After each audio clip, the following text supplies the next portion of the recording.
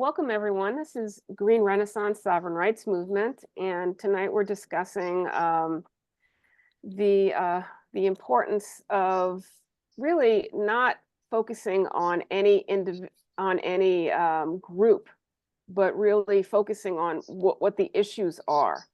And so tonight we're going to really discuss Jews that are in support of Palestinians' rights. And a lot of people aren't aware of this. And I think it's very, very important that everyone doesn't get into a situation where they're blaming groups for things, where they're really focusing on the political structure and the governments. It's in the United States, it's not all Americans that are funding the war in Ukraine or the war against the Palestinians in Gaza. It's our government, and we're shadow banned, and we go to protests and we write and we do what we can, but it's hard to do, but we still will do it. And resistance is on every level, and that's really what we can do. So without too much ado, I'm going to share my screen and just walk everybody through some things that I think are very important for people to, really put on their radar. Because I think the road to peace is based on knowledge and understanding and demystifying things. So that's kind of where I'm coming from on this. You can't really have peace if you're blaming a culture, or you're blaming a religion, or you're blaming a color, or you're blaming a gender, or you're blaming a sex. If you want peace, you really have to understand everyone and really understand what if we're blaming the plutocracy? That's beautiful. Oh my God. They're not ethnic. They're not religious. They're just this super class, aren't they? That's really what we're up against, because they are the ones that control the mechanisms of oppression. They control the military. They control the White House. They control the military industrial complex. The police. They control everything. They control the laws. They control the judges. So they control the prisons. So basically, that is appropriate. So let me just start. Thank you for your blessing. Let's just start this. Let's see. You're going to share screen. Okay, here we go. Okay. So now we're sharing the screen. Share. Oh, I got to do the share sound and optimize. There we go. Okay. And now let's find that. I put it up. Okay. Oops, where'd it go? Of course, I put it up and it's not coming up. And then tell us what we're looking at. I will, as soon as I get it up in front of you, which just seemed to have disappeared on me. Oh, I'm surprised Judy isn't on time. Somebody call Judy and tell her. Well, go ahead and we'll take a break. I'm looking. My thing just disappeared. Let's see. Why don't you stop sharing your screen and then get things lined up? I had it lined up. It should just be right here, but somehow it's not.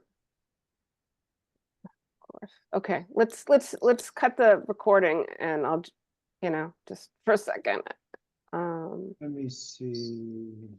How do we do that? Oh, we got Diane back. That's get her back. I'm going to go ahead and I think I can pause this. So.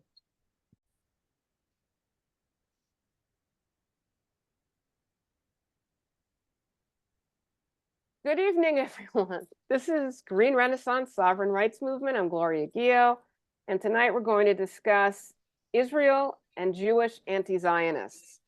And the reason we're doing that is there seems to be a lot of confusion out there as to who's to blame for things and what's going on. And Green Renaissance takes the stand that we don't blame groups. We do not blame women. We do not blame men. We do not blame Jews, we do not blame Christians, we do not blame blacks, whites. We don't blame groups and people and religion. We blame the predator class, the imperialist class that makes a profit out of our pain and suffering, torture and death.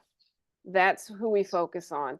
So this particular meeting is just to kind of bring everyone to the, to the knowledge that this group of fascists, this group that is running Israel, the same fascists that are running the United States, the same predator class is what is to blame, and not the Jewish religion or the Jewish people, but the Zionists in particular, who are as fascist as the Nazis and as fascist as anyone could possibly be. Thank you. Here we go. We're going to share screen. Let's see if we can get this right this time. Thank you. Sorry for the interruption last time. Okay, I think we got it. Share. Oh, did I do it? Wait, I might not have done it right. Stop share. Let's try it one more time, this time with feeling. Let's see if it came with, yes, it did. Okay, good. Got it. All right, so here we are. So you could kind of see that this is discuss Israel and Jewish anti-Zionists. And then I have some little posters. The truth is not anti-Semitic. And then a discussion of what Zionism is. It's a political project that weaponizes Jewish trauma and transforms us into agents of empire and boundless brutality against Palestinian people. From the river to the sea is not a call for mass murder of Jewish people, but for decolonization. If you believe that means killing Jews, please question the fear, racism, and Islamophobia you've learned from Israeli state propaganda. And then this is basically the position of 4 different people who are very important. Malcolm X, the Zionist argument to justify Israel's present occupation of Arab Palestine has no intelligent or legal basis in history, not even their own religion. And that's Malcolm X. Albert Einstein, it would be my greatest sadness to see Zionist Jews do to Palestinian Arabs much of what Nazis did to Jews. Then we have Nelson Mandela. We know too well that our freedom is incomplete without the freedom of the Palestinians. And then we have Mahatma Gandhi. Palestine belongs to the Arabs in the same sense that England belongs to the English and France belongs to the French. It is wrong and inhumane to impose the Jews on the Arabs. And I'd like to go through an article that Jeremy Kuzmarov wrote called Jewish Prophets who predicted nightmarish escalation of Israeli-Palestine conflict were blacklisted and ignored. Because a lot of people are saying, oh, the Jews in Israel are not pushing back, and they are. It's just not the information that we're getting. Because, what they're trying to do is create fractions in the Jewish religion. They're trying to create fractions between, people in the United States. And that's the whole goal, is to destroy and break up a united working class. That's the goal. The more we fight each other, the less they have to. I have a video here from Stephen Kappas, who's a Holocaust survivor, and a video, his name didn't come up here, but he's a scholar. And then just a statement by Rabbi Yosef, I don't know if someone could pronounce this, Chaim Sovenfield? Chaim. Anyone joining the Zionist has no share in the Torah of Moses. And then here's a photo, and this is really what goes on in Israel to, religious Jews who are objecting to the fascism in Israel. And here's another one. It says, religious Jews who do not recognize Israel are the most anti-Zionist people. And this is a little video, and it shows, I think they're Hasidic Jews, taking down the Israeli flag, which is quite dangerous for them. So let's do a little bit of the videos and then we'll get into it. So let's start with the professor here. Let's see if this works.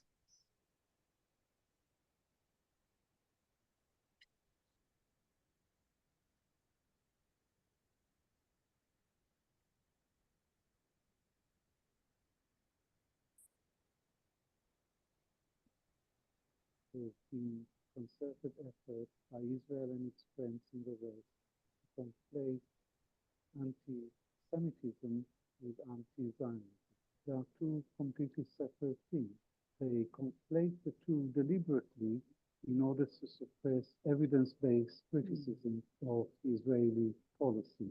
From the very beginning, the Israeli state was Can you make it louder? in circumstances which would inevitably invite resistance. The reality today is that there is one regime from the river to the sea, the Jewish supremacist regime in which one ethnic group dominates the other. There is another word for this phenomenon, and that's apartheid. There is no way you can set up a state for foreign people in a land which has already got an indigenous people and at their expense, throw them out, take their place, and then expect no comeback. I'd loyally and proudly in the idea when I thought the idea was true to its name. But after 1967, everything changed. There erupted into our country a group of people who were determined to take over the land and who went to very great lengths, including violence, to get their way. These were Jews from Europe. The three main values of Judaism: truth, justice, and peace. And when you look at present-day Israel with the political extremists and racists in Netanyahu's government, there is no trace of any of these values. So Israel no longer represents the traditional values of Judaism. It was a I can't hear anything. to begin with. Yeah, of me- course can you it make it won't louder? work forever, and that's actually what we're seeing. Israel I don't know how. destroyed the possibility of a two-state solution And there's no picture. between Zionists. You don't see the and picture? Israelis and No. Palestinians as No, one just a of blank those gray screen and no sound. situation in Yeah, Israel something didn't work. Okay, let's is getting stop worse sharing. and worse. Do you want to summarize it? How your views about Uh-oh, I can't stop There it. is a question and one that everybody Oh, wants God. to know. Well, Gloria, to try the Holocaust survivor, I did see that earlier as you posted it. He was very good, and it was plenty loud enough. So why don't you try that one? The first guy. That one is loud. I think there's something wrong with this. Okay, did Yeah, did I stop sharing the screen? yeah. Unless you go to Kapos, the Holocaust survivor. All right, let's try that one. I'm so sorry. Yeah. I'm not sharing screen anymore, right? He was very eloquent on pinpointing This what this the was this was fantastic. It's just, yeah, it was very low. I could hear something, but it was not loud enough. But the Holocaust survivor was eloquent about the parallels between what's happening now in the Nazi regime. He said, "How can anybody not see it?" all right, let's try it again. I've got my fingers crossed. I guess this meeting is somewhat cursed. I'm not sure. Let's see. We have done this before without problems. It says share sound, optimize for video. So I have those things right.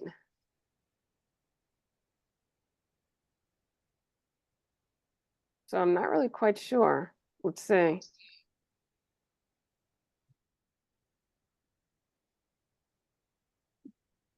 Okay. Can you see the screen with the Yes. white-haired gentleman? Yeah, that's Yes. Avi Schleim. Oh, thank you. Okay. Let's see if we can get it to go again. Tell me what you say. Do you see my screen? Yeah, Okay, I may not just be able to, oh, I see. It has a, hey, it's small, but that's with okay. anti-Zionism.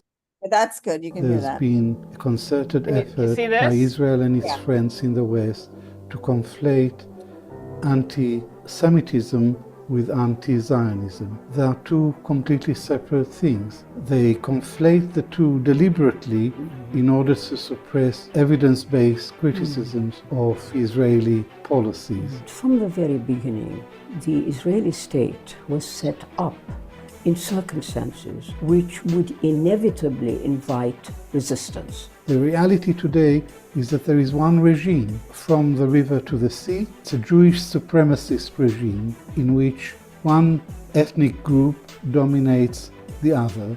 There is another word for this phenomenon, and that's apartheid. There is no way you can set up a state for a foreign people in a land which has already got an indigenous people and at their expense throw them out, take their place, and then expect no comeback. I'd served loyally and proudly in the IDF when I thought the IDF was true to its name. But after 1967, everything changed. There erupted into our country a group of people who were determined to take over the land and who went to very great lengths, including violence, to get their way. These were Jews from Europe.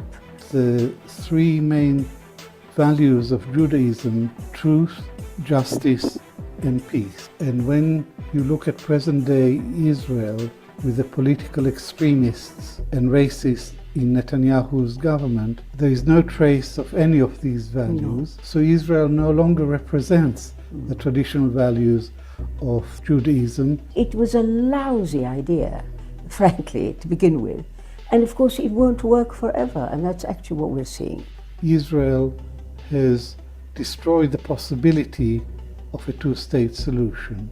This conflict between Zionists and then Israelis and Palestinians has gone on for over a century, and there is no solution in sight. The situation in Israel-Palestine today is getting worse and worse. What are your views about a solution? Very good question, and one that everybody should be asking now. Okay, let's see if I hit the right button. What's the name of the woman? Do you know? I don't know her name. You know, unfortunately, I'm not a scholar on this topic, which is why I'm bringing you other people. Let's see. How do I close this out? Maybe here? No. Okay, let's see if I can get this to go small. Anyone have ideas on how to shrink this? Oh, maybe this. There we go. Okay, good. Boom. All right, we're getting better at this. Okay, so then we have this one. This one's great. Stephen Couples. And please, if I'm saying his name wrong, please correct me, Diane. I think capo, and you know what a capo means. Anyway, it's an ironic name. Capos are the Jews who like worked with and helped the Nazis in the concentration camps. So Wow. sometimes if a Jew is critical of Palestinians, they'll call them a capo, like someone who's colluding with the Nazis. You know, I see. they did things because they were in the camps and they gave them jobs, but they weren't like willingly or happily working with the Nazis, but you know, they might have been like doing something, dealing with the bodies or separating, you know, Yeah. So jobs. what is the literal meaning of kapos? Capo, oh, I don't know. Okay, let's watch. Let's see if I can get this one to Watch. play.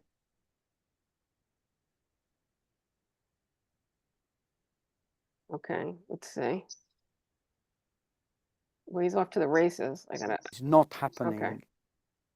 I say this as a Holocaust survivor, that the genocide in Gaza is not happening in my name and in our name. the way that the Israeli government is using the memory of the Holocaust in order to justify what they are doing to the Gazans is a complete insult to the memory of the Holocaust. It's an outrage. When I saw the Israeli ambassador to the United Nations putting on a yellow star, or stomach turning, somebody who had to wear a yellow star like myself and my entire family, I'm insulted by that. What distinguishes the Jewish Holocaust is its industrial scale and industrial methods being applied. And what has been happening to Gaza is similar in that the scale of the bombing and the indiscriminate nature of the bombing, the complete lack of care about children and women being the majority of the victims, amounts to industrial scale of genocide. The painting of the Palestinian people as worthless, almost animal-like by the description of some of the leaders. That dehumanization enables the population of Israel to tolerate what's going on. The way that Palestinian people who were arrested were treated, having to take their clothes off and parading them, it's part of the humiliation. In the West Bank, the way the checkpoints are organized, the way that you are forced to wait for hours for no reason in order to go to school or go to work, etc. All this amounted to humiliation, similar to what we experienced. The sort of determination and consistency with which they are setting about to destroy the whole of Gaza is very similar to the kind of cruelty and determination of the fascist regimes, some of the actions of the Nazi state in dehumanizing and completely cruel large-scale killings, etc. If it is repeated, I don't see why you couldn't make the parallel. It can only be helpful in understanding what's going on to make the parallel. I don't think there should be any taboo against that. I think I particularly find painful to see the children, because I remember after the war, we played in the ruins like they do now, but particularly their losses, to suddenly lose parents and siblings and so on. There was a boy in the same rescue homes where I was. He was traveling on a tram with his parents. This boy moved to the front to stand behind the tram driver because he was interested in how he was working the levers and so on. At the next stop, an Arrow Cross raiding party came on and asked for papers. And the parents were identified as Jews and arrested straight away. The son was separated at the front, and they had to make an immediate decision whether to say something to him and involve him or let him perhaps escape the net. And that's what they decided. So they were taken down from the tram and sent to Auschwitz. They never said goodbye to their son, and they perished in Auschwitz. So that was the end of the family. Now, can you imagine the psychological state of that boy who suddenly found himself on his own in this way, not saying goodbye to his parents? And I think this kind of thing, this separation and the sense of complete inability to intervene or in any way exert any kind of positive influence on events, this kind of separation and destruction of families in this manner is again something that repeats in Gaza now, I think. Okay, I think that kind of, I'm going to stop sharing. Okay, I'm opening it up to discussion. Did you want to go a little bit through Jeremy's article or talk a little bit and then go to his article? What does the group want to do? I'd like to hear his article first, what he said. Okay, let me share screen again. Let me close this out and pull up his article. Okay.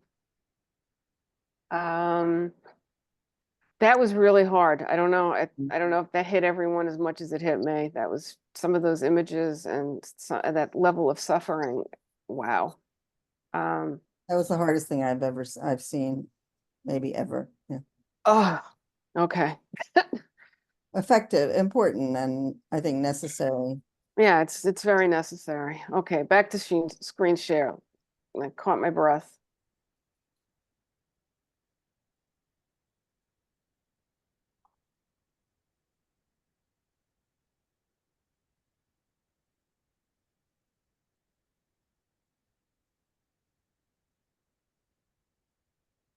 We're just seeing that black screen in the middle. Yeah, it's supposed to pull it up. Okay. I don't know. Okay, it's loading. There we go.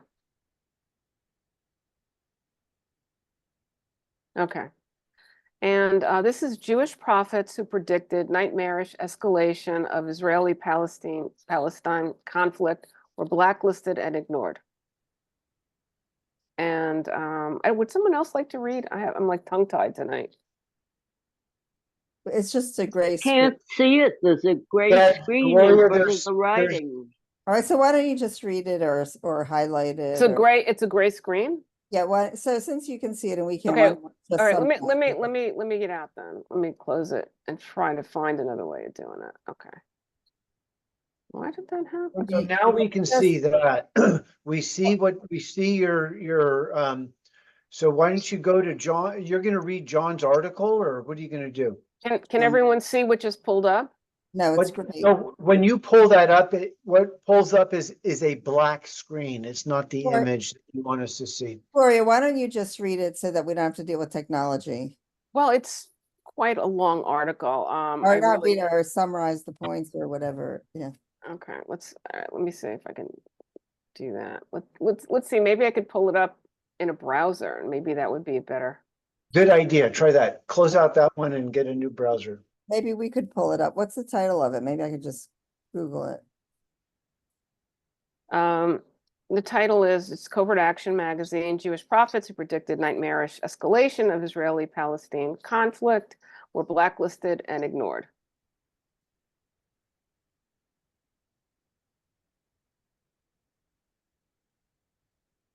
The blacklisted people that were ignored, what was the premise of their argument, and what was being ignored that they were advancing? Are you able to pull it up? Okay, I see predicted nightmarish escalation. So the escalation was predicted. And those who predicted it have been blacklisted and are being punished for suggesting that there would be a nightmarish escalation.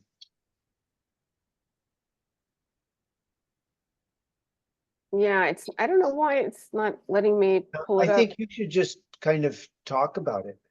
And we can, yeah, John's waving his hand. He's muted, but we don't know what he's trying to say. Yeah. Forget the trying to make this work technically. That's what I was trying to say. Let's get on with the discussion. Yeah, Okay, so well, I mean, the main stop sharing point is, stop sharing your is that, screen. okay, just the main point is that, I could put my glasses on and we can go into the, it's unfortunate that the technology isn't really working. Yeah, but you should stop sharing since it's not working what you want us to see. Exactly. Okay. Yeah, it wouldn't even let me copy. It's so weird. Okay. Yeah, I don't know if someone else could do it. You all got this email. It's the email for our meeting tonight. So if anyone who has this meeting tonight, they could just pull this up. Okay, do you want me to, Yeah, you want to try? it's gonna take me a moment to get myself situated to do Okay, that. well, we could talk about, while you're doing that, we could talk about the points that I wrote down from what we just saw.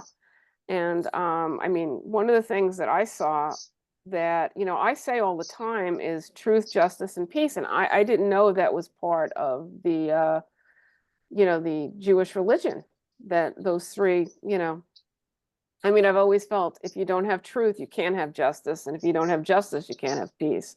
And I didn't realize the origins, that this was also part of, the Jewish religion, the Jewish faith. So I was, kind of, very much interested in that.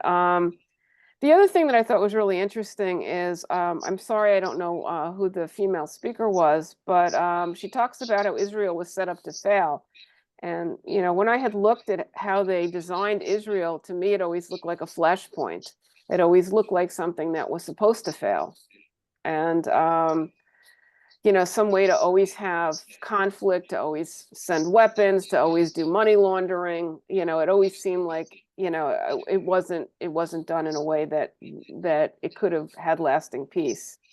And then the other point that came up was that the female speaker said it won't work forever. And I think everyone's kind of known that.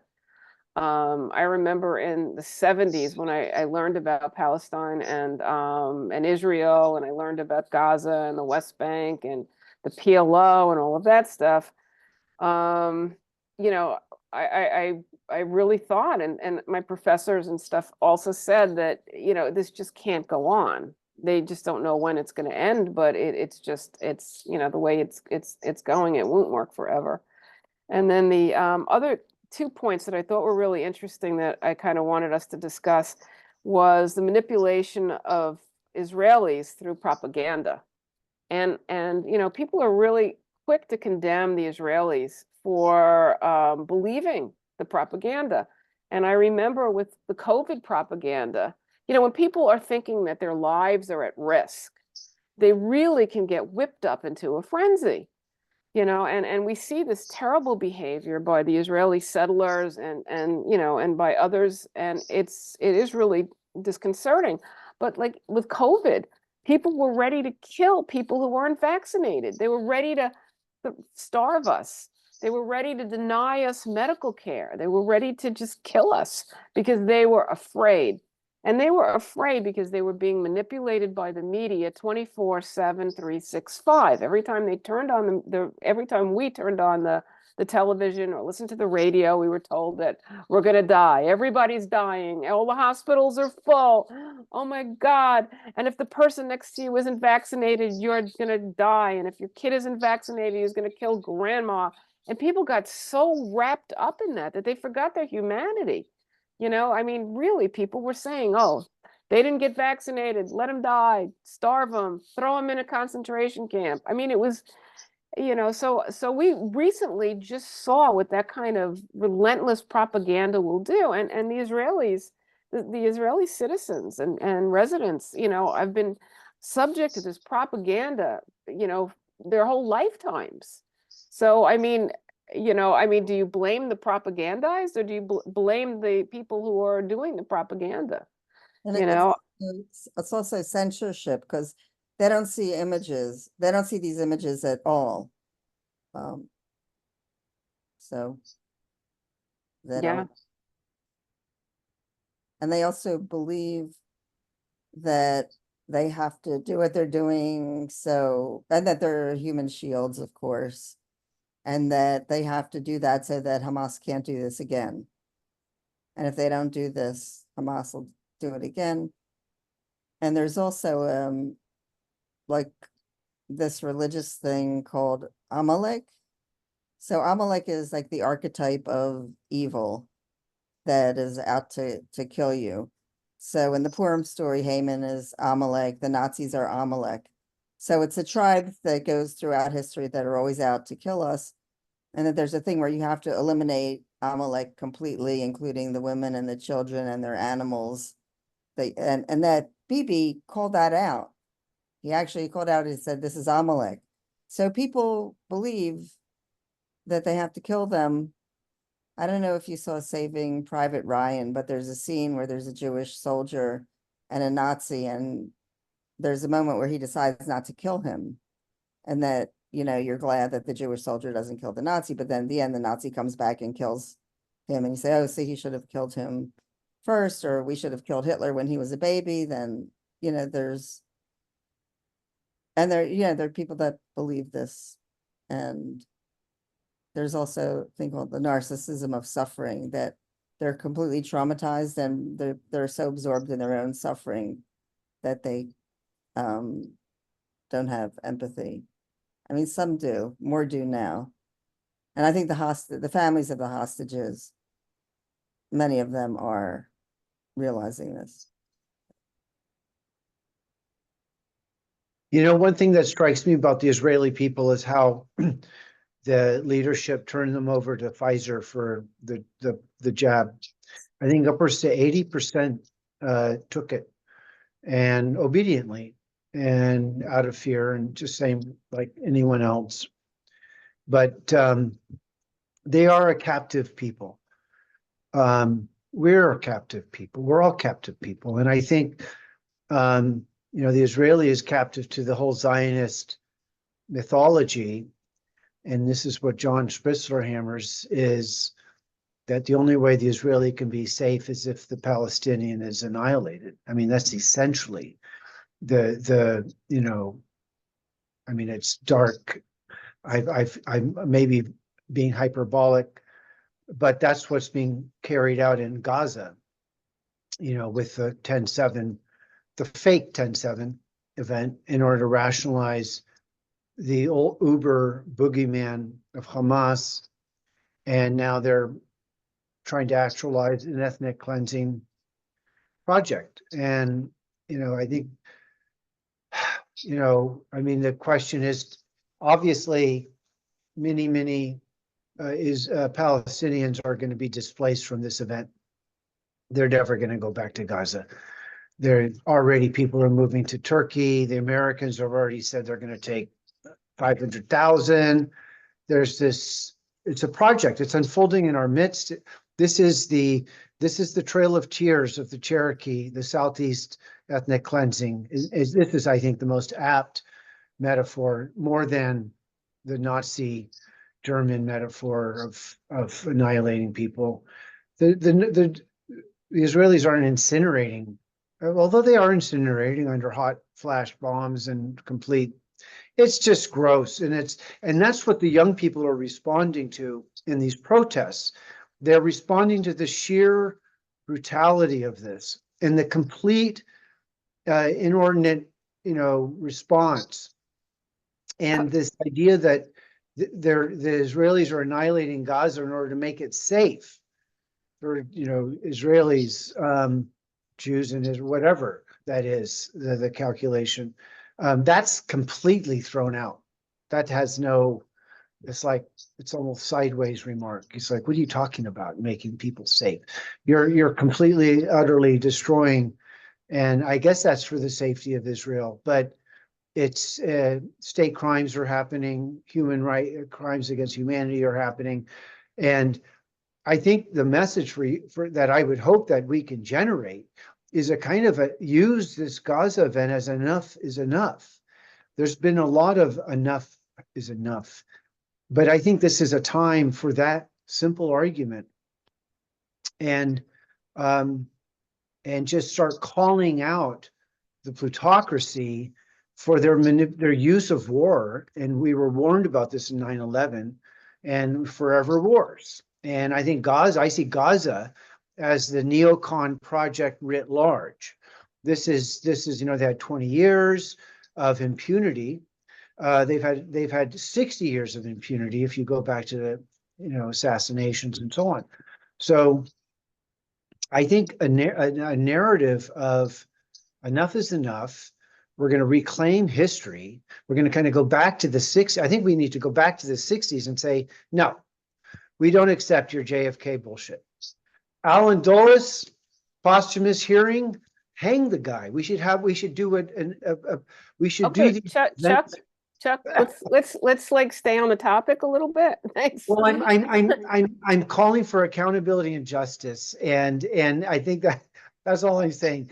Okay, I'd like to return to Jeremy's article a little bit. Let me you share know- my screen, and I got it. I got it. You can get it, go on the link and it'll come up. I have it, which looks great. Okay, great. Thank you. Okay, basically, Jeremy's article, Diane, can you see it? Yeah. Okay, would you want to read the first Yeah, actually, paragraph it's- and then also the quote? The quote is really fantastic. Okay. All right. But Israel's the first paragraph's important too. Thank you. starting with Israel claim or on September 22nd? I think I think the whole thing. That's Right. fine. Right. Israel's claim to be a great democracy is undermined by its mistreatment, not only of the Palestinians, but also of Jewish writers and intellectuals who expose the ugly truth behind the Israeli policies and strove for peaceful cohabitation with Palestinians. On September 22nd, 1967, 3 months after Israel's stunning victory over Egypt in the Six-Day War, in which Israel acquired Gaza and the West Bank, members of Matzpen, an Israeli socialist organization supported by Arabs and Jews, placed an ad in the Haaretz daily newspaper explaining their opposition to the occupation. It read, "Our right to defend ourselves against annihilation does not grant us the right to oppress others. Conquest brings in its wake foreign rule. Foreign rule brings in its wake resistance. Resistance brings in its wake oppression. Oppression brings in its wake terrorism and counterterrorism." Wow. The victims of terrorism are usually innocent people. Holding on to the territories will turn us into a nation of murderers and murder victims. Let us leave the occupied territories now. Wow, that's amazing. That's a really amazing statement. And if you want to just scroll down a little bit, I just wanted to go through some of the people who resisted, just so their names are in our minds. If you could just go down a little bit. And that means, but I think matzpen in Hebrew means conscience. And achad means one, ha'am means the people. So achad ha'am is one of the people, and I think that's a name he gave himself. Born in Kiev to a religious Hasidic family, Achad Ha'am was a prolific writer of essays in Hebrew who played a key role in the revitalization of the Hebrew language. Participating in the first Zionist Congress in Basel, Switzerland in 1897 with Theodor Herzl, Achad Ha'am wanted a Jewish state that would be an exemplar of Jewish morality and justice. In 1891, after visiting Palestine for the first time, he wrote an essay, Truth from the Land of Israel, lamenting that Jews in Palestine were behaving in hostile and cruel ways to the native population. Wow. 30 years later, he wrote a letter to Haaretz after a revenge killing of an Arab boy by Jews, asking, "Is this the dream of the return to Zion, which our people dreamt for thousands of years? That we should come out to Zion and pollute its soil with the spilling of innocent blood?" Levitt stresses that Ahad Ha'am was a staunch defender of human rights who recognized that Palestinians had been in Israel for millennia and had every right to pursue their own national identity with no Jewish overlord. He wrote that the Arab people too, which we have always ignored from the very beginning of the colonization movement, listened and believed that the Jews were coming to expropriate its land and to do with it what they liked. All this inevitably led to friction and bitterness on both sides. Should I keep going? Yeah. Yes. I'll You read did a great little bit. job. All right. I'll this is read a little great. bit. Let me read a little bit and give Yeah. you a break. Okay. In much, this is very interesting, and we have to call it at some point, but this is significant. And Jeremy is such a wonderful journalist. He may call in. Okay, He's yes. got another event. No, he is absolutely top of the line, and I could almost consider him figurehead, not figurehead, but actually leadership in terms of explaining how should we think about what's going on. But let's continue. In much of his writing, Ahad Ha'am wanted Jewish settlers in Palestine to treat Arabs fairly, cautioning that hostility and cruelty would lead to resentment and put the Zionist project in grave danger. Implicitly endorsing a two-state solution, he stressed that the only legitimate claim Jews could make for a sovereign nation was if it reflected Jewish traditions of morality and universal conscience.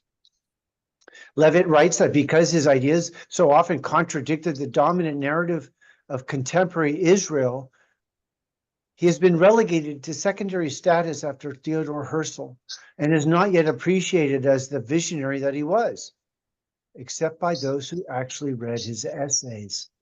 Martin Buber and Albert Einstein. Okay, so let's just skim through this. These two regaled this individual, and they were thinking beyond.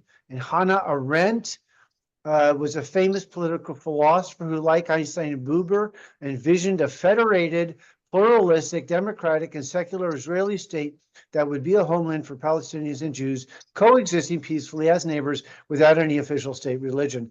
You know, this is what we need to be advancing today. That paragraph right there, I would argue right now. Which paragraph? Yeah, no, I mean this idea of a federated pluralistic. I mean, I'm a believer in I subscribe to the confederated free city theory of libertarian municipalism, and I think that the idea that there will be Arab towns, there will be Israeli towns, Jewish towns, whatever, people will be, self-determined in their places and exercising a kind of egalitarian freedom and humanitarian values and so on. So this is, I'm going to go back. I have not read this. These are another prominent individuals. Now let's see what he says about Noam Chomsky, because for the 9/11 truthers, Noam is a control op. But let's see what he says about Noam. Noam was born into a Zionist family who, as a youth, was interested in socialist binational options for Palestine and the cooperative labor system that had developed in Jewish kibbutzim. He embraced Ahad Ha'am's view that Zionism should avoid a narrow, limited nationalism which sees no further than itself, and should be based on justice and law, absolute equality, and human brotherhood, which unfortunately has not developed. When Chomsky spent several months in an Israeli kibbutz in 1948, he said he enjoyed aspects of it, but was put off by what he perceived as the appalling ideological conformity and exclusiveness and racist institutional setting. Back in the US, Chomsky opposed Israel's anti-democratic refusal to accept critical scrutiny. He compared intellectual apologists for Israel with Stalinists in the 1930s, particularly in their attempt to discredit the source of any critical analysis. In detailed books and articles, Chomsky debunked the doctrines of the self-styled supporters of Israel, particularly in their claim that the Palestinian Liberation Organization and the Arab states were rejectionists, while the US and Israel sought peace settlements, which he said was largely the reverse. Okay, so let's Chomsky skim through this. Real Patriots. And, What I do you just want want to do, Gloria? I just want to say, Jeremy talks a lot about Levitt, and he gave me her email address, but I didn't have a chance to contact her. But I mean, if the group would like, I could try to reach out to her and ask her to, to speak to us. She may. I I see. forgot So her first name. Yeah. Okay, so this article is a report on Levitt's book. I see, and it's spotlighting Jewish descent, voices of Jewish descent. Just out of curiosity, one of those dissenters is Uri Avneri, a former member of the Irgun Zvu Leumi, who served in a commando unit in the Egyptian front in Israel's 1948 independence war before becoming publisher and editor of Ha'olam Hazeh, an investigative newspaper. He wrote, as a Knesset parliament member from 1965 to 74, Avneri established contacts with the PLO well before Israeli officials recognized it and met with PLO leader Yasser Arafat during Israel's first Lebanon war in '82. This was the first time that a Palestinian leader ever met with an Israeli. Avneri was called a traitor at the time by many Israelis, so his relationship with Arafat lasted until his death in 2004. This is a really important paragraph. Come back up. Read this paragraph is really important. In a 2011 article entitled "The Acts of Perfidious Traitors," Avneri wrote that at times of crises, the real patriots, those who call for peace and compromise, in short, the lefties, are considered traitors, whereas the nationalists of all types, the warmongers, the inciters of hatred, are perceived as patriots. It is of them that the British philosopher Samuel Johnson said their patriotism is the last refuge of the scoundrel. This is rich, and actually, this is the end of the article. Yeah. Okay, so we scrolled through it quickly and read some highlights. It's Daphne Levitt, and the book is Wrestling with Zionism. Okay, it is a wrestle, and I'm going to stop back. there. Yeah, back to us all. Oh, Judith came back in. She missed it. Well, that's powerful, and I think at some point there just needs to be an absolute demand that people will live together. And I don't, this idea of a two-state, one-state business is, the bottom line is, are people going to be free in Israel, Palestine? Are they going to be free in this area? And I think our argument needs to go beyond just, are they free in Israel and Palestine, but are they free in Damascus and Amman and Tripoli? And, ultimately, the prospect that people should be free, what that means is what needs to be defined. John has his hand up. John Spritzler. Hi. Chuck, you said we need to say that enough is enough. Well, I disagree. Okay. Okay. Saying enough is not enough. And now I would like to explain why. First of all, let me point out the seriousness of the problem for the anti-Zionism movement in the United States and in Western countries. It's probably the same thing.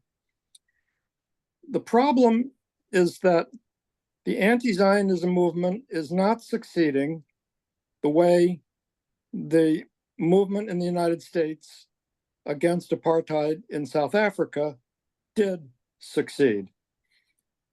Recall, the movement against apartheid in South Africa had to educate the American public about the simple fact that there really was apartheid in South Africa. It was denied and covered up. And I remember when I went to my first talk in 1965 as a college freshman about apartheid in South Africa, I thought the speaker was lying. I couldn't believe that what he was saying was true. I discovered that it was true, but I was typical of the American public in that regard.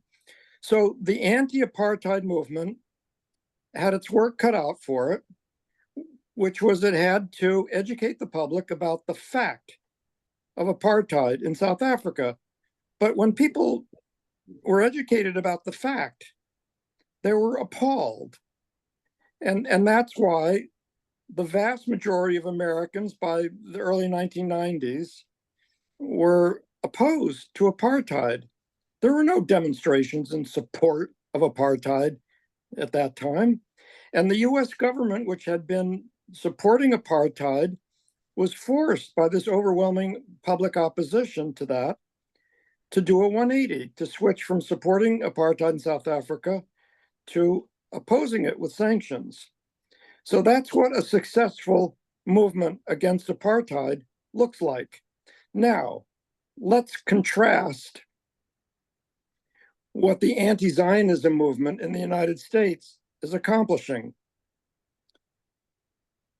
If you look at opinion polls conducted, the Pew, the Gallup, the Harris, the Harvard Harris, they all pretty much report the same thing today, which is that a little bit more than a majority of Americans support Israel, not the Palestinians. Oh, Now, that's a fact. That's a fact. There are on college campuses where there are pro-Palestine encampments and demonstrators, there are lots of people objecting to them. That wasn't, with apartheid in South Africa, you didn't have lots of people supporting apartheid in South Africa, but you do have lots of people supporting Israel. Now, I will point out, let's be a little nuanced. The support for Israel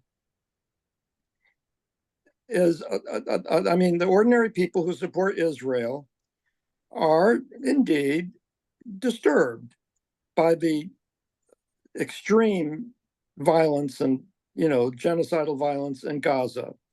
So that's why you have people like Robert Reich, a total pro-Israel person, who recently made a video saying that, well, our support for Israel needs to be conditional now, that there should be a ceasefire, so there's misgivings among a lot of the pro-Israel people about the extremity of the violence. But the basic position of these people is that Israel is defending Jews from anti-Semitism and the violence that it has been using for 7 decades plus, the ethnic cleansing, making Israel an exclusively Jewish state, removing the non-Jewish population, military occupation of the West Bank and Gaza, apartheid laws within Israel, that all of this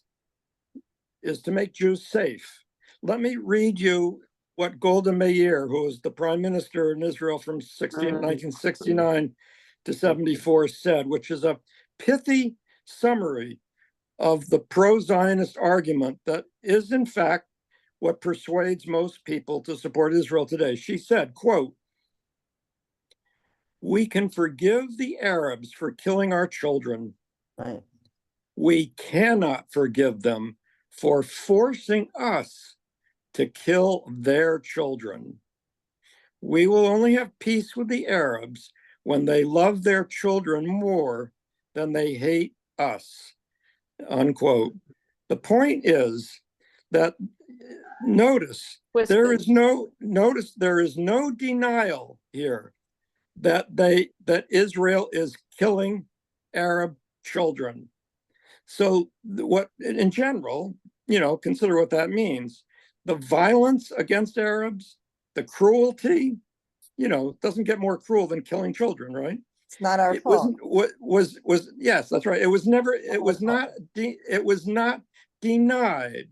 And so, unless you challenge the fundamental premise, which I do, but hardly anybody else does, unless you challenge the fundamental Zionist premise, which is that they are forced to kill Arab children to keep Jews safe against Arab anti-Semitism, unless you challenge the premise that Israeli violence against Palestinians is for the noble purpose of keeping Jews safe, unless you challenge that premise, you lose the argument for in the eyes of all of the people, and there are many of them, who know about the Holocaust, are horrified by the Holocaust, and therefore will not take the side in a conflict that they believe is opposed to what Israel must do to make Jews safe. You can show them that Israel is killing children, and their response is, yes, it's very unfortunate. We hate the fact that they make us do it, but we have to do it, you see? So the idea that enough is enough, if you just show how many children are being killed and all the horror that phrase, entails, right?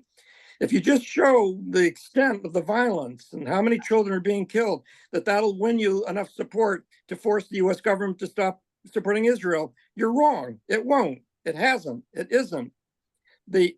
What will win you the support is explaining that the Israeli violence has never had anything whatsoever to do with making Jews safe.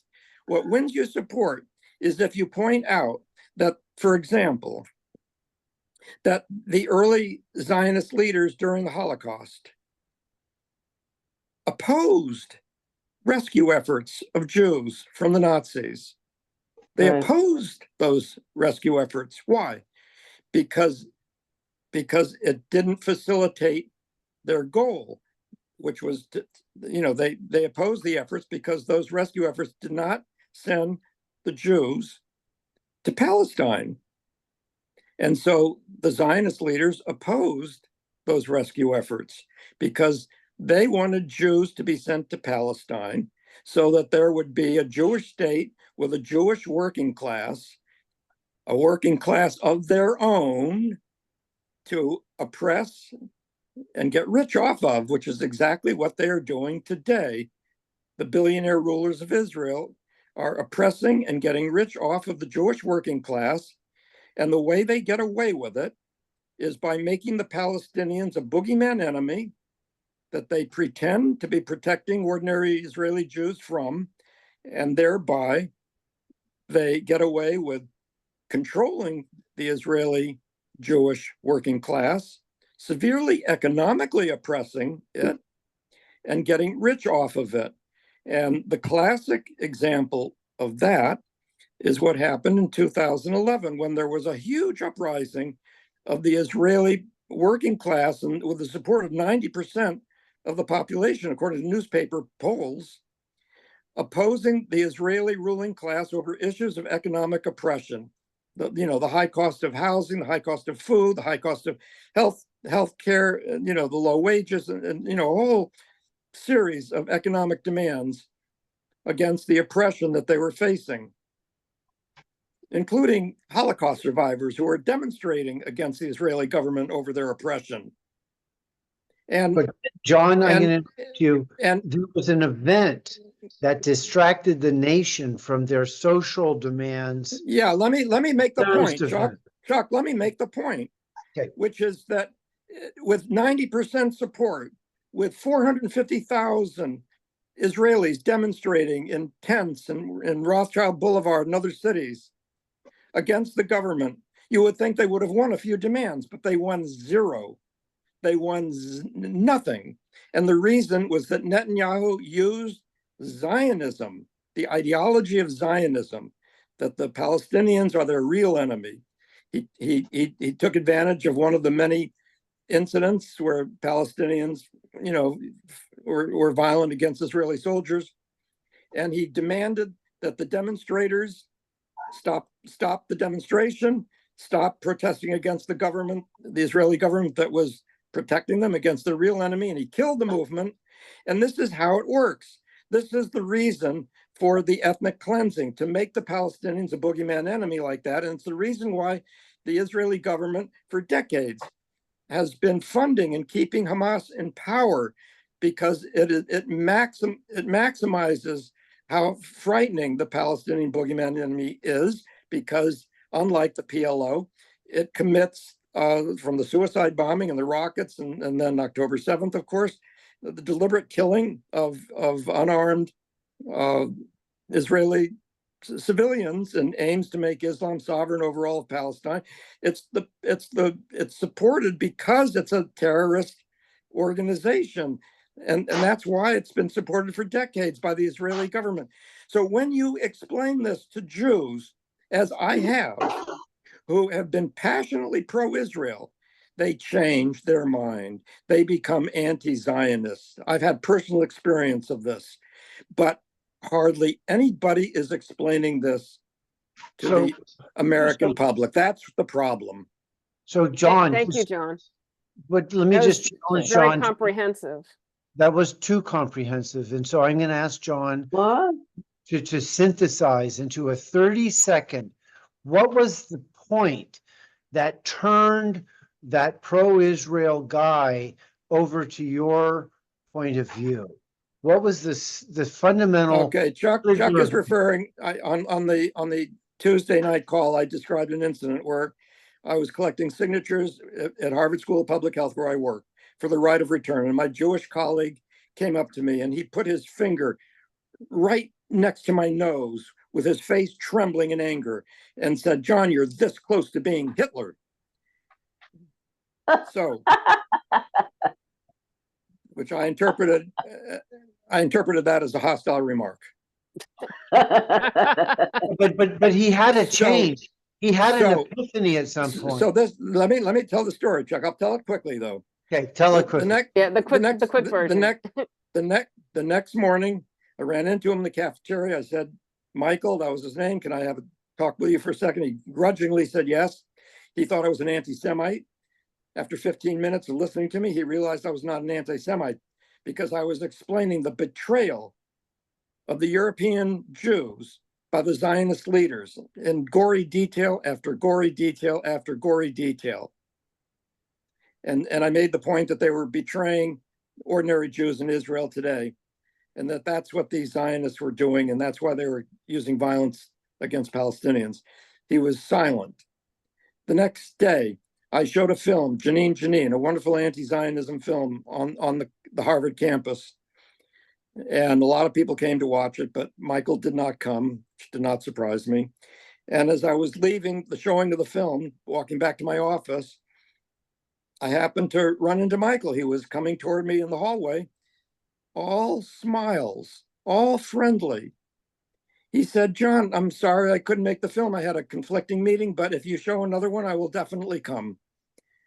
Now, imagine if the anti-Zionism movement was winning over the millions of Michaels and the tens and hundreds of millions of people who look to the Jewish Michaels to get their bearings on what to think about the Israel-Palestine situation. Imagine what would happen. By the way, I had the same experience with my upstairs neighbor, passionately pro-Israel. Okay. Okay. Same thing. So why don't we do this? I keep wondering why we don't do this, and I hear nothing but excuses. Oh, the Israeli people, blah blah blah. You know, blah blah blah. I'm very annoyed with the excuses I hear. When I proposed it at Jewish Voice for Peace, which I was a meeting, they immediately expelled me. What? Okay, Yes. so wait a second. So let's Right. John. I've heard some of these stories 3 times, 4 times now, and I enjoy them every time. And but let's just break out, because I mean what John just described is someone changing their point of view about how to think about the Israel-Gaza situation. I am all about that. And I think our movement, this project, I think Green Liberty, Green Renaissance should advance. And this is a theme of this event tomorrow. There's a chat, I'll put into the chat, tap. And John's gonna, it's a campfire moment. We just talk around and pass the baton. And it's about the problem of Israel-Gaza. And right now, the Gazans are being bulldozed into Sinai, and that's just the fact. But the question's going to be, what does Israel-Palestine mean, and what does it stand for? And I think we need to argue that the egalitarian possibility of ecological existence needs to be actualized there. And that means that the plutocrats are removed from any of the calculus of power structure in that place. Whatever the fuck that means that I just said, I mean, that's what I'm.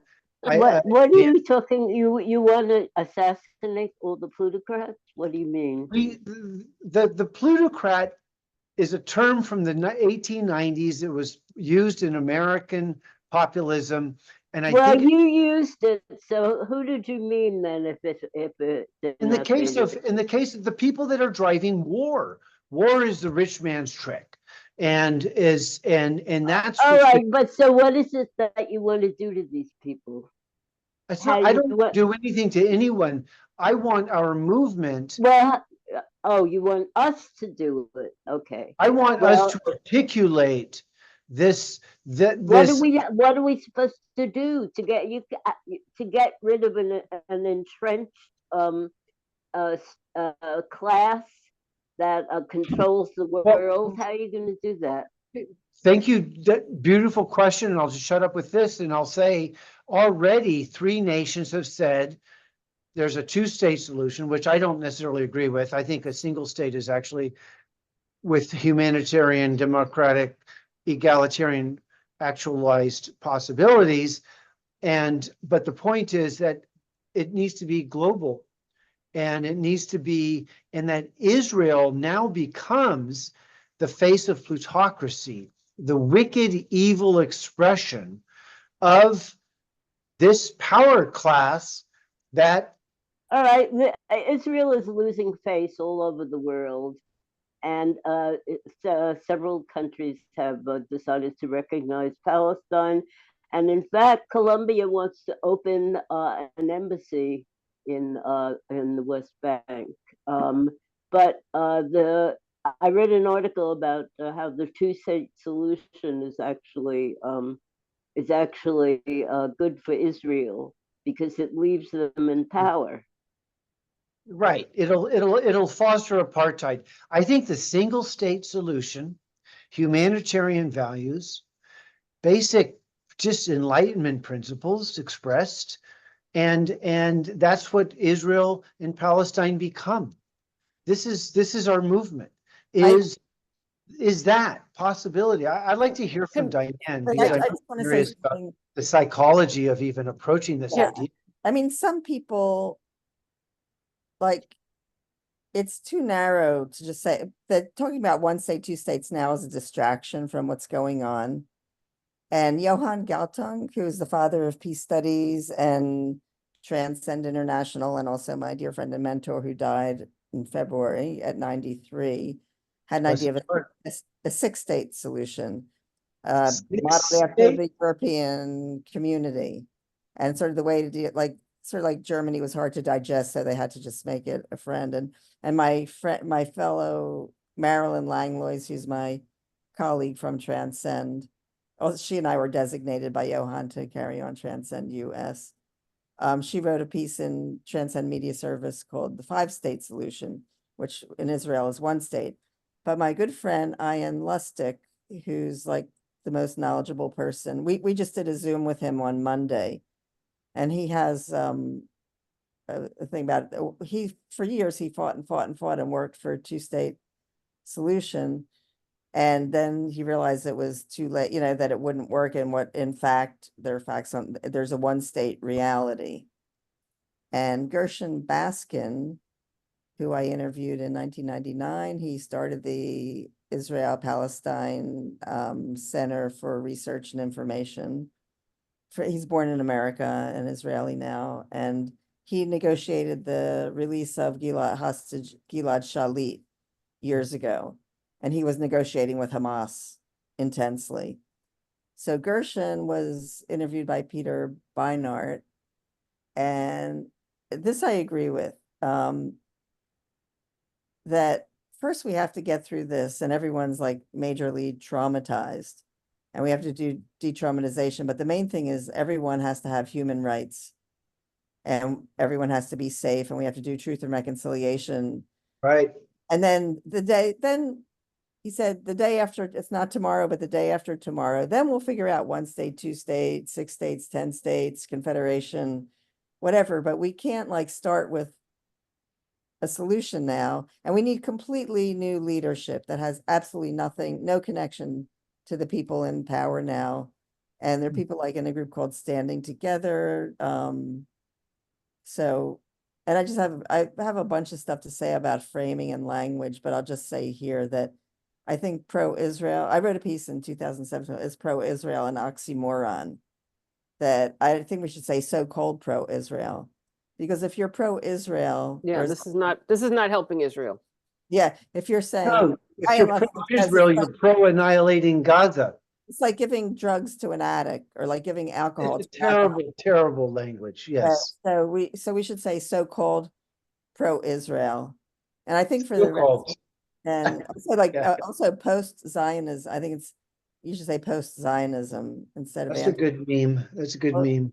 Although I talked to some people at the encampment in George Washington University, and Palestinian woman got really hostile when I said post-Zionism, and you have to be anti, but I'm for people who've been Zionists their whole life, but it's a way of not alienating people. And Hey, also, so here's, let me do, John Olson has his hand. So okay, Diane, I just want to say thank you for sharing. And I am, do want to explore further. I really feel strongly that our movement needs to be about advancing this reconciliation piece. Enough is enough. And I think I accept John's criticism of. let's listen to what John is eager to say something. He's been so patient. Okay, okay. I'm gonna Go, put the John. spotlights on you, man. And, All right, Barbara, finally. you gotta jump in when you want. This is a tough All right, crowd. here I have. Yeah, Chuck, you do tend to talk a lot, so try to keep it concise, but that's not my main point. My point is that it's not up to us at all to determine what the Palestinians will settle for. I think Diane was on the right track. That comes after the fighting stops, once it gets, but there needs to be some sort of a plan. And in my view, which of course doesn't count because I'm not Palestinian, I'm not Israeli. My plan would be that they can have their two-state solution if that's what the Palestinians really want, but that means that the settlers are going to have to be driven out of Palestinian land. All these Bantustan little separations of all those walls got to come down. The separation walls got to come down. The apartheid wall. There's a lot of things that could happen in order for there to be a genuine two states, so that would be basically equal, perhaps with a buffer zone of a mile or so in between. I see Diane waving her hand. Yeah, No. Diane's Anyway, raising her hand. Let Diane come back. She was Go ahead. interrupted by well, Chuck. no, I'm almost finished. But the point is, it's not our call. Over. I agree. It's not my call. It's not our call, but I just want to say that there are different ideas of sort of like land swaps, or where you can have citizenship, or you can vote, or you can, they're creative arrangements. You can't, like what you're, I agree that you can't, it's too concrete and simplistic to make these boxes. And there are also a lot of interaction. They have to collaborate. And with Johan's idea of six state, that they have to cooperate on water, and Bernard Avishai talks about that they have a lot of business. There's like a whole network of collaboration on economic things. And so you're right that a simplistic solution won't work. But I just want to say one thing, that the Hatikva, the Jewish national anthem, the Israeli, not Jewish. I taught Hebrew school after college when I was 21, and I gave the only thing I remember is I gave an assignment to my students to compare the words from the Star Spangled Banner to Hatikva. So the words of Hatikva means that deep inside the heart and the Jewish soul, there's like, for 2,000 years, there's a deep yearning to live as a free people in our own, to live as a free people in our own land. So the Palestinians have I want I mean, it's not my call, but there's something, everyone needs dignity, identity, and sovereignty, and there's personal sovereignty. And I'll give you the link to the Zoom I had with Hillel Schenker, who's in Tel Aviv, lifelong activist.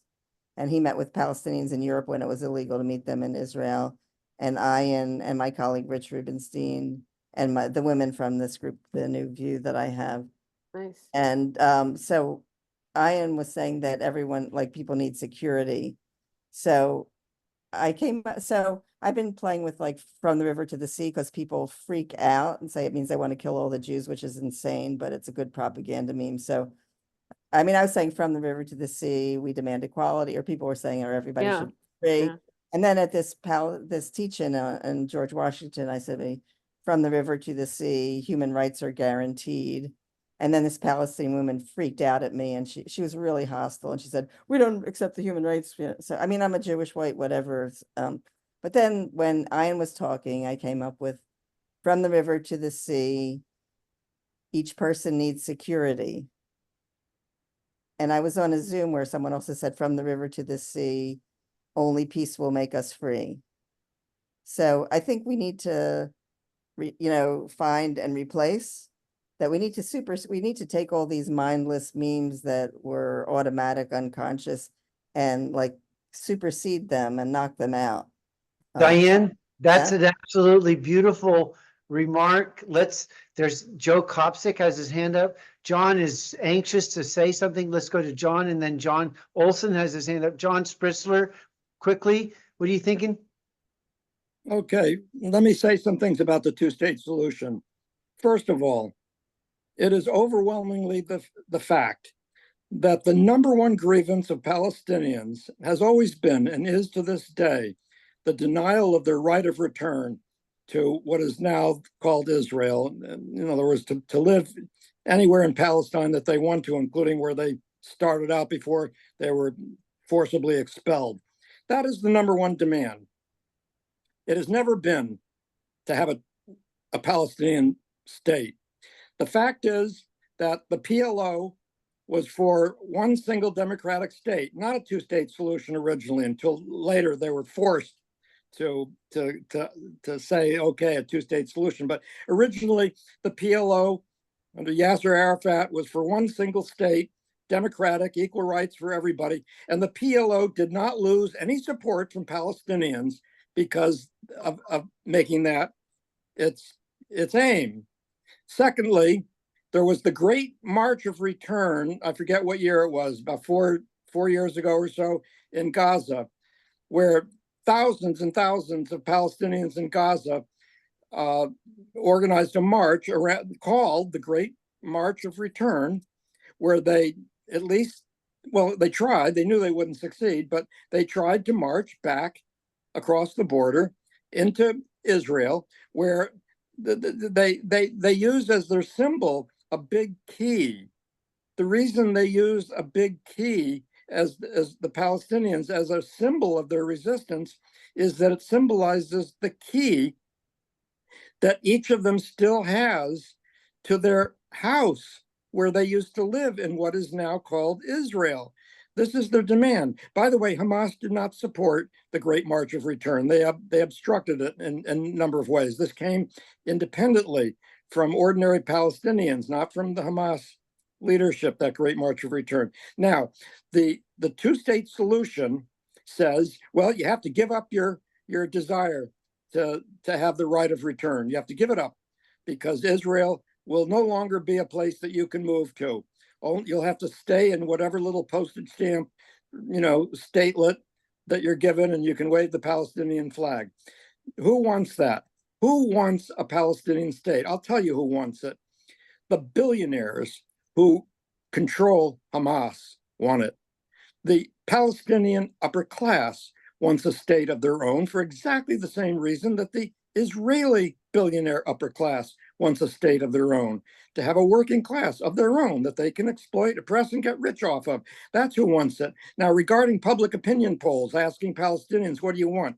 Sure, you can cite public opinion polls where they say, well, do you want a Palestinian state, or do you want to keep the status quo where you're treated like dirt in a Israel military occupation? Well, duh. Of course, they say, okay, if that's the choice, yeah, a Palestinian state would be better. Are they ever asked, do you want a single democratic state where everyone is equal under the law and you have the right of return? No, they're never asked that question. So they don't even get a chance to answer it. So let's That's keep a in mind. bingo.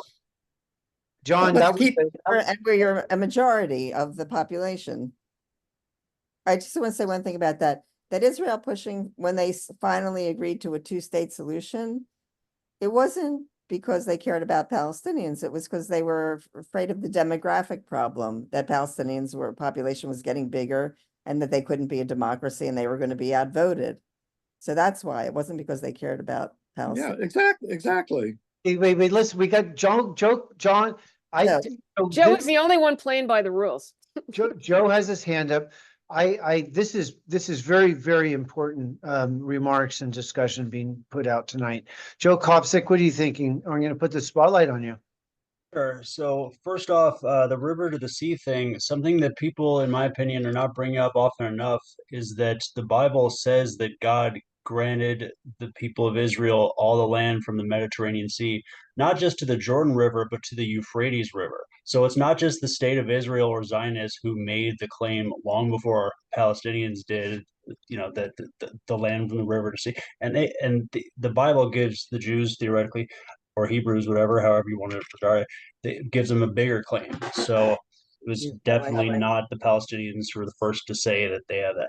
And I just want to talk about the two-state solution. And sorry if this gets a little theoretical or off topic. As someone who's been to Catalonia, Barcelona, like that wants to be it has a separatist movement. And I'm also familiar Joe, with can you tilt your camera down? Yeah, We're losing your face. Yeah, okay. Sure. That's good. So what I was going to say basically is the world doesn't need more states because the state is a monopoly on violence. It legitimizes violence. It promotes territoriality. Like those are the components of the state. So, and another thing is that we do have this demographic problem. There will always be a race to out reproduce and outnumber the other people, and whenever a democratic majority is what decides things. And Hamas in the last election got 44%. They got more than anyone else. That's a plurality, but not a majority. So there's a way to overcome this whole problem of states and democracies taking some of our rights away. And it's what Chuck said around the time I joined in the call, is there's communal autonomy. If every community get to say, we're a Zionist community or non-Zionist community. We're a pro-Hamas Palestinian community, anti-Hamas Palestinian community. There's Palestinians who, I learned this in college, about 20% of Palestinians theoretically would favor bringing back some kind of like monarch. So there's even that faction. So the way to solve factionalism, there's this Marxist named Otto Bauer who came up with an idea called national personal autonomy. And if communal autonomy isn't enough to solve the problem, I think letting each individual decide what nation they belong to, regardless of where they live, that would help eliminate territoriality, the idea that territory is intrinsic in the idea of the government, which it is in the definition of state. And I think that would help reduce conflict over territory. So thanks for indulging me. Hey, I need to ask you a quick clarification question, Joe. When Yeah. you said God says in the Bible that Israel shall be from the Euphrates to the Mediterranean, I didn't capture it entirely how you said it, but your point is that there are people who are inspired by that idea, that text, that rationalization from that information, where they would make a claim to have a nation that would be so powerful that it would actually command that space. That's what you were remarking about. Is that correct? Yeah, basically, I'm saying Zionists could cite that claim if they want to. If they wanted to promote the idea, like their whole ideology, I think they could cite that a lot more often. That's Eretz Israel.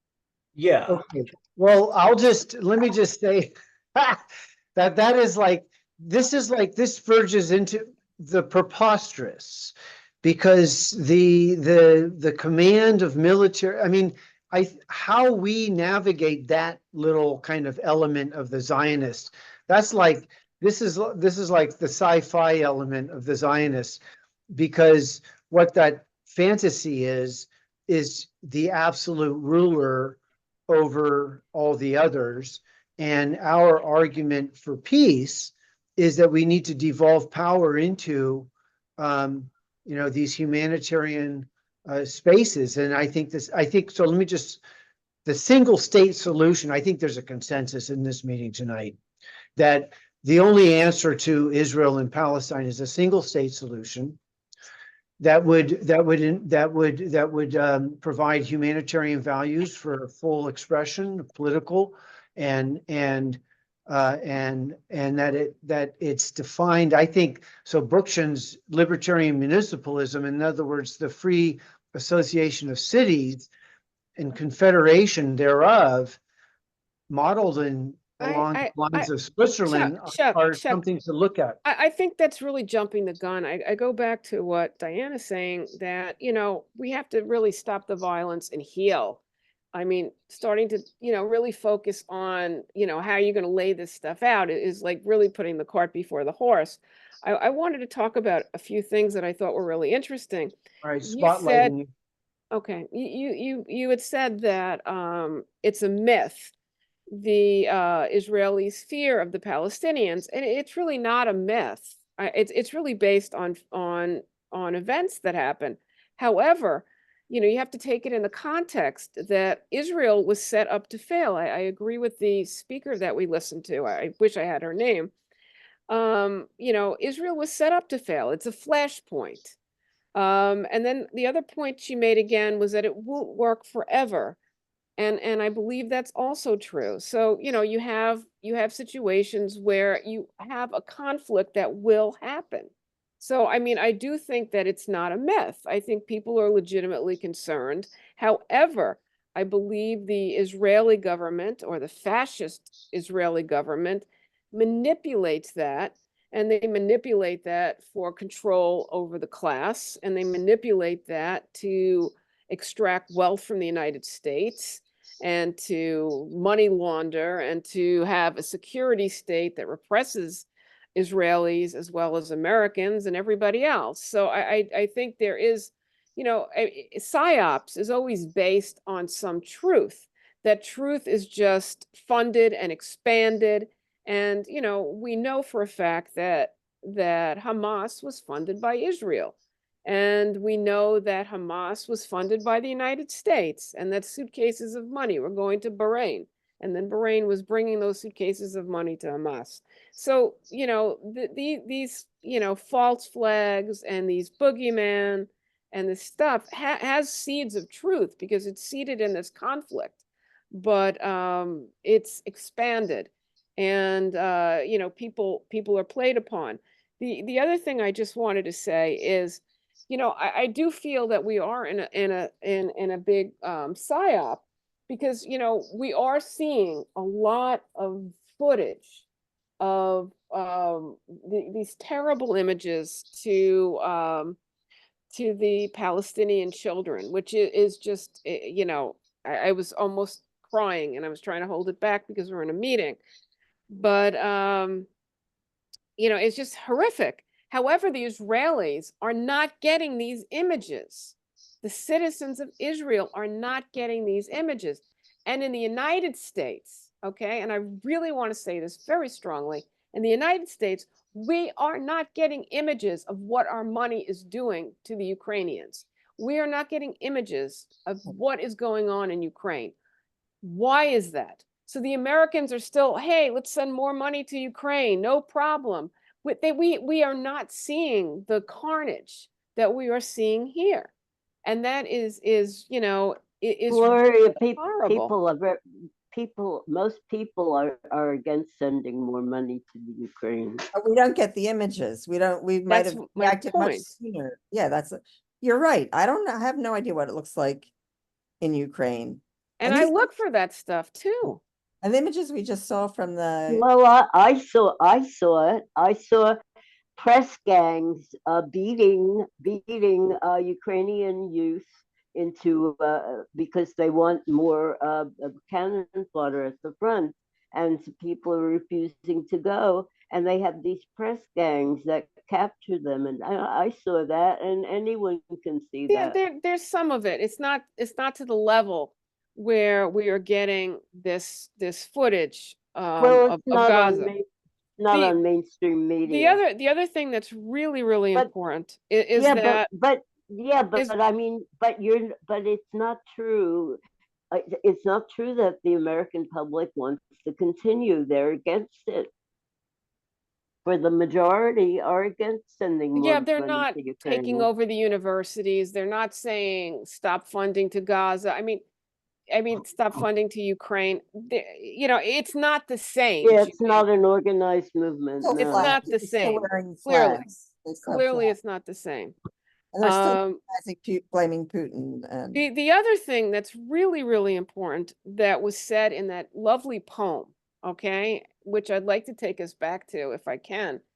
I think it's worth repeating that poem. It is very, yeah, very good. Let's see if I could get it. I don't know. I'm just so slow at getting things. Well, But the point is that this is very bad for Israel. We're harming Israel. We're not just harming the Palestinians. We're destroying the state of Israel. The same way we're destroying Ukraine. We are destroying that country. We've killed, I think it's over 500,000 Ukrainians. But this is not helping Ukraine, and that's, I think Diane, you said that how, one this is sentence. the so-called pro-Israeli. This is not I pro-Israel. just say one sentence. Henry Kissinger said, Yes, "The I love that one. to be America's friend is difficult, whatever, but It's dangerous. to be Americans' enemy is dangerous, but to be America's friend is fatal." Yeah, So I think that's right on. it is. So, we have a situation where the state of Israel is in jeopardy, as well as the lives of the Palestinians in a genocide. We have the same situation in Ukraine where we're literally wiping out all the men. Gloria, Wait, do you Gloria? think that the state of Israel should continue as a Jewish state? I think that we should follow the teachings of the Jewish scholars that we read. I think Diane, you read that one, right? Was that your paragraph? Yeah, I think so. And then Chuck really liked the language. And I think that language is so important. You know, maybe Judy missed it because she came off a few times. No, I didn't. I switched to my other cell phone because the first one was malfunctioning. Okay, well, I'll read this, So you know, Joe because Copsic, it's so Gloria, good. Gloria, Can I just make one point on what you're saying right now? yes, Diane, About please. the scholars, that Peter Beinart, who I really appreciate, and he's a very observant Jew, and he brings on Palestinians. But he said, he was talking about what's going on the campuses, and that there are Jewish scholars who teach courses on anti-Semitism, and they're being outgunned by the Jewish donors. So, Who are saying to say what? What are what's no, I mean, the, the people that teach courses on the history of anti-Semitism, or they're Jewish scholars. And they're for ceasefire and they're for all these things, but the donors, the Jewish donors, are the ones that are trying to Landing. squash the Jewish scholars. yes, Jewish donors are against yes, stuff on the okay, campus, but the Jewish scholars. So okay. that's all. And was Joe Kopsip going to say something, or you're going to read the poem? Yeah. No, go ahead, Joe. I'm looking for it. I'm slow as Yeah, can Joe be. had his hand up. Joe, do you have some thoughts? Yeah, I just wanted to I forgot to explain why I made my comment. It was because like having a one state solution with full humanitarian rights for everyone is definitely a thing. Like it's an inspiring, it's a hopeful thing to inspire sorry, it's a great thing to hope for. But I think without some kind of, level of extreme personal or communal, self-determination or at least decentralization, all of which are things that I know the GLC already supports. So I think like that's why I want to say like there's been a lot of war and there's been a lot of hatreds between not just two sides but multiple, and that's like I'm just saying that like statism and democracy kind of have to be accounted for, and the likelihood that factionalism is going to tear this new state apart or change this really state apart has to be accounted for. And the way to account for factionalism is by having high levels of decentralization and communal autonomy. So, Great. So let's talk about high levels of decentralization and communal autonomy. I keep Joe, stay with us because sure. that's the No, let's value. not. Let's Yeah, go to the I poem. actually, Gloria wants to I go to the didn't, poem. I was going to yeah, say, I think I it's didn't called mean to. associationalism. There's a I name just like to for it. wrap up. So I just want to say I don't mean to distract like by making everyone talk about theory and the state because these are all the things we already understand and agree about. I'm just trying to clarify why I made that comment, and also just caution that as a person who like I don't know if any of us actually practice Islam or Judaism here, but as Westerners, like we should admit, and probably many of us will admit that we don't know how to solve this. And I'm just saying, like, we need to propose a system that's going to allow them to have a high degree of self-determination over the way things go forward. So, And I just want to say that I'm in solidarity with what Joe just represented, and I think that's where we need to grow our movement. Okay, Judy, you have your hand up. Go ahead, please. Yeah, well, I want to wait until Gloria finishes with this poem, which she insists on rereading. Well, it Gloria? was really Judy, a beautiful. Gloria, It you're was going to read this poem. yeah, it was just a really beautiful poem. By who? This is in the article. Either you read it or I think you read it. I think it's worth repeating because it's really important. And I just want to take a step back. I mean, everyone's asked, what can we do? What can we do? What can be done? And I think we're doing what needs to be done. What we're doing is we are humanizing people. We are saying that, this is not, a group or a religion against another religion.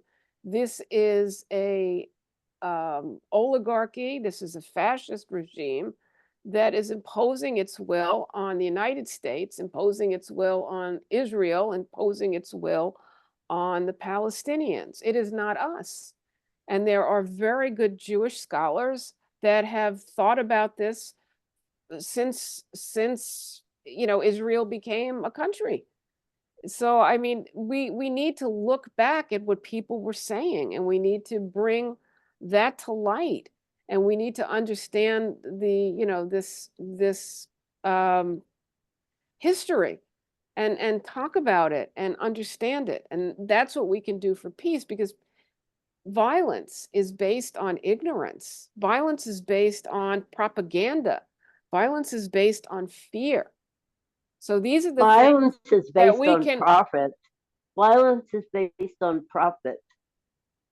well, it's, Yeah. but they're able to get away with violence because we're propagandized.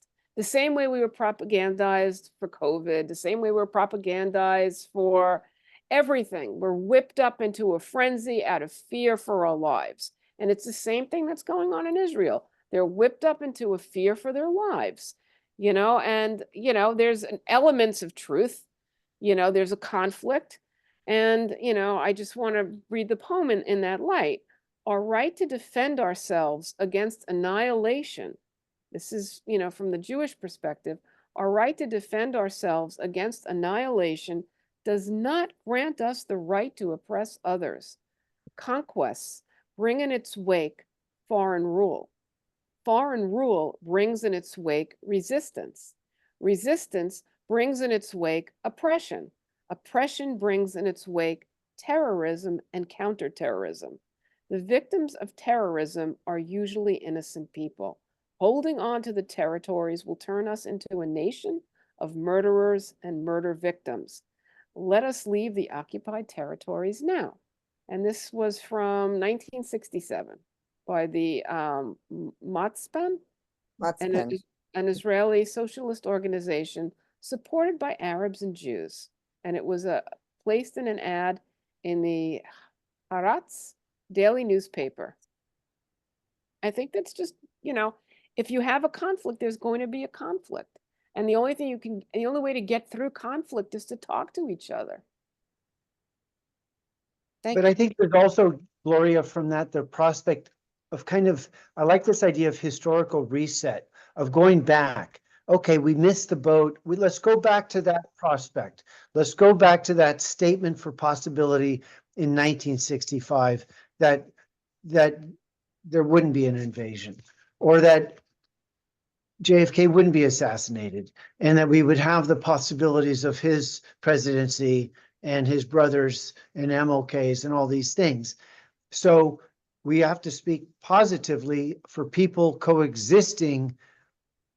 And I think the egalitarian instinct is the idea of a fair society, is something that the masses actually understand and appreciate. Judy, your hand has been up. Please go. You have to unmute. Or did you forget your hand was up? Okay. John Spritzler, go for it. Your hand's up. Claim it. Okay, so I like what Joe said about the problem with states. I agree with Joe about that. That's why I advocate voluntary federation of egalitarians, not centralized states that are that make it easy for oppressors to get power over large numbers of people by controlling a small number of people who claim to be the government. I would like to make a point, though, connecting that issue with our discussion about the one-state solution. I believe that the values and aims of the people who today want a one-state solution, an end to Zionism, those are the same values and aims that will lead those same people to establish voluntary federation of egalitarians instead of a centralized state. I really believe that. I think that the conversation about, what do we really want needs to take place, and that the same people who say we need a one-state solution would, for the reasons that they want it, would say, well, it'd be better to have a voluntary federation of egalitarians. That's my experience talking with people. I also think that this is that basically this is very close to what the United States went through with Here, ending cats! segregation. Here, cats! Here, Judy, babies! Judy, Anyway, you need to mute yourself while you call your Um, kids. I just want to make a little not relevant. Ian Lustig uses the term one state reality. And he says it's not a solution. And he says there isn't a solution, it's just that we get better problems. Well, I think, you know, the United States survived segregation. There was all this terrible fear that if you had segregation, that everything was going to go terrible and all these problems and blah, blah, blah, blah. And, you know, we were able to do that. So, I mean, you know, I don't think that a one state solution is a problem.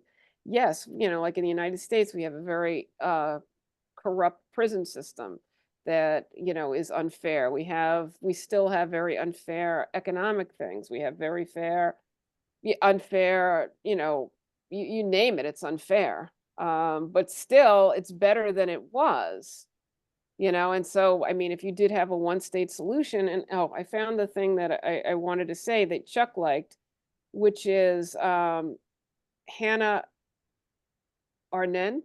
How do you say that, Judy? Hannah Arendt. Arendt Hannah Arendt is a powerful statement. said like Einstein and Buber, envisioned a federated, pluralistic, democratic, and secular Israeli state that would be a homeland for Palestinians and Jews, coexisting peacefully as neighbors without any official state religion. I think that is really the beginning of a solution.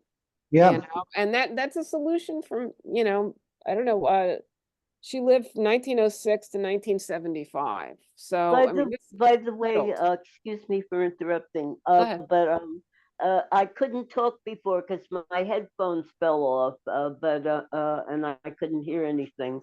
But I am ready to take my turn whenever you're finished. I'm done. Go ahead, Judy. Gosh, so much conversation has happened in between when your headphones fell off and when you come back to the call. But Well, go ahead, Judy. I had to go to the you've missed bathroom so much. also.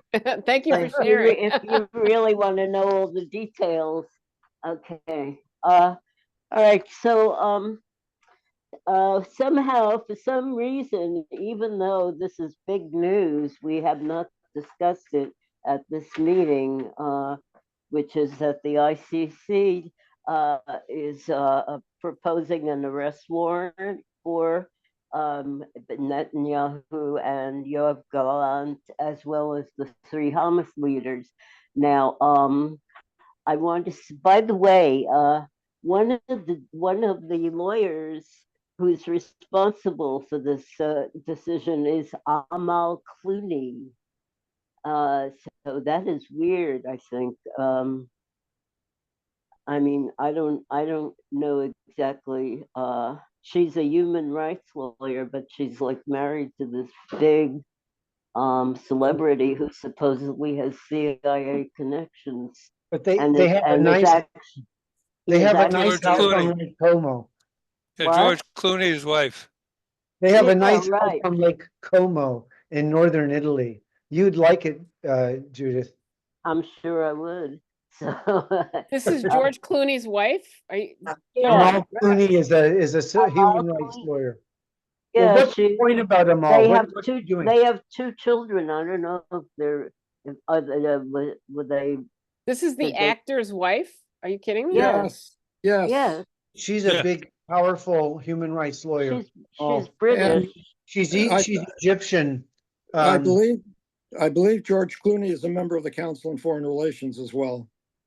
They're high level. They're part of the elite. That's right. They're He's part of the- he's also a known homosexual. Oh, So he I don't plays- know Okay, well, don't. We don't need those little drops. of- why. Why not? Why not? It's You- irrelevant. It's Yeah, not it's- irrelevant. Well, Why is it irrelevant? It's should not I start irrelevant. judging him more So, heavily now? I'm not talking about judging him. I'm just throwing out that information is part of the entire picture. John saying good night. So, I think we've hit our Uh, end. It's almost 11. Don, go go. Don't leave, John. I He's want to gone. say Too late. something. Hey, He's Too gone. bad. let's end the Okay. recording. I'm gonna end the recording. Well, can I speak? Do you want to get recorded for posterity? I don't care. Okay. But all right, this is what I wanted to say. It's about Okay, the let's- ICC. Okay. The arrest. The arrest. I'm not sure exactly. It hasn't been issued yet, but they intend to issue it. But whatever. So you probably know that Netanyahu threatened to actually what he threatened was to expose everything he knows about the United States Congress people that he's involved with.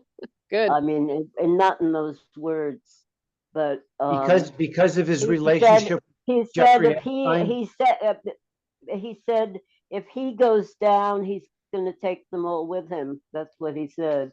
Oh, that'd be fun. This is blackmail. This is Whitney Webb's Nation of Blackmail. Well, anyway, yeah. So it's interesting that he Who said said that? he said that publicly. You know, which Who is a typical Israeli thing.